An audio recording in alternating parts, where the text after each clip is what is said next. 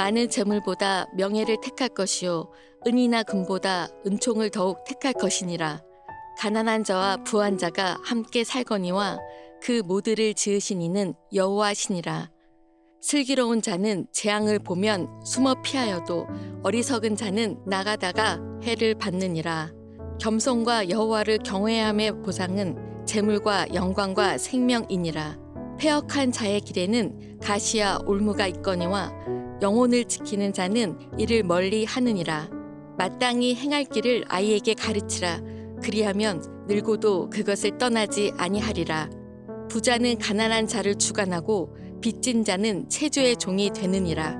악을 뿌리는 자는 재앙을 거두리니 그 분노의 기사가 쇠하리라. 선한 눈을 가진 자는 복을 받으리니 이는 양식을 가난한 자에게 줌이니라. 거만한 자를 쫓아내면 다툼이 쉬고 싸움과 수욕이 그치느니라. 마음의 정결을 사모하는 자의 입술에는 덕이 있으므로 임금이 그의 친구가 되느니라. 여호와의 눈은 지식 있는 사람을 지키시나 사악한 사람의 말은 패하게 하시느니라. 게으른 자는 말하기를 사자가 밖에 있은즉 내가 나가면 거리에서 찢기겠다 하느니라. 음녀의 입은 깊은 함정이라 여호와의 노를 당한 자는 거기 빠지리라. 아이의 마음에는 미련한 것이 얽혔으나 징계하는 채찍이 이를 멀리 쫓아내리라. 이익을 얻으려고 가난한 자를 학대하는 자와 부자에게 주는 자는 가난하여질 뿐이니라. 11월 24일 금요새벽 큐티입니다. 이 시간에는 성도가 기억해야 될 삶의 교훈들이란 제목으로 큐티 말씀을 전하겠습니다.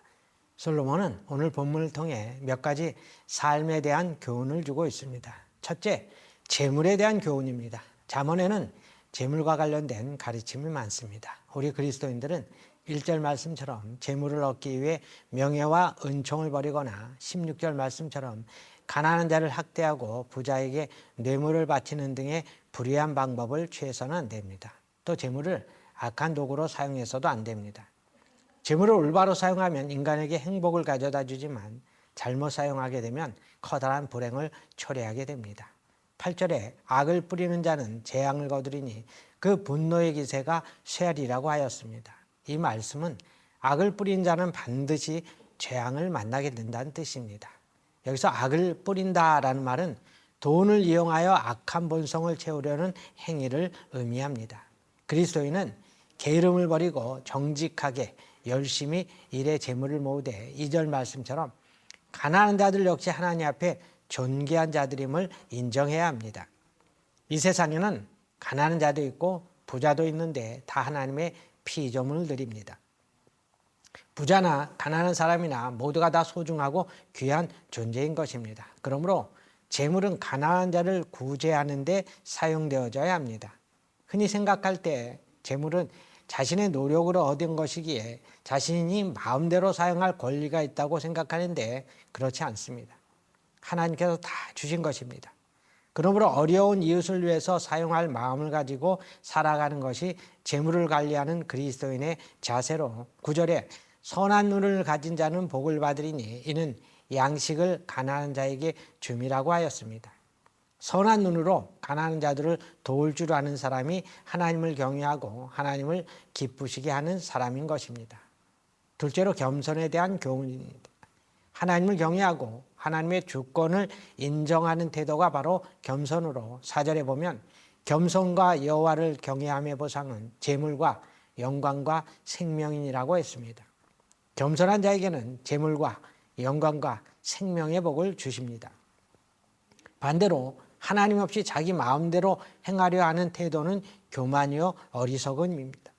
슬기로운 자는 3절 말씀처럼 하나님이 허락하신 재앙을 막을 수 없음을 인정하고 숨고 피할 줄 아는데 반해 어리석은 자는 자기 힘으로 막으려다가 큰 해를 당합니다.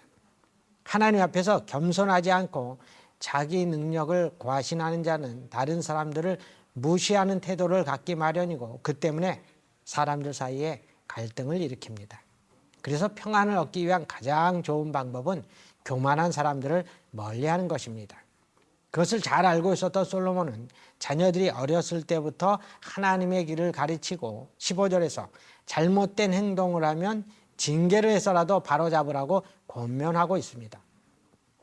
부모의 가르침을 공손히 받아들일 때 자녀가 하나님의 은혜를 입을 수 있습니다. 인생의 주인은 하나님이심을 인정하는 겸손함을 유지할 때 주님이 베푸시는 복을 누릴 수가 있는 것입니다. 셋째로 정결함에 대한 교훈입니다. 지혜는 죄를 멀리하고 마음을 정결하게 하는 데서 나옵니다. 5절에 보면 패역한 자의 길에는 가시와 올무가 있거니와 영혼을 지키는 자는 이를 멀리하느니라고 했습니다. 악한 자와 지혜로운 자의 길이 다른 것입니다. 특별히 솔로몬은 여러 죄악 중에서도 음행의 죄를 특히 경계하고 있습니다.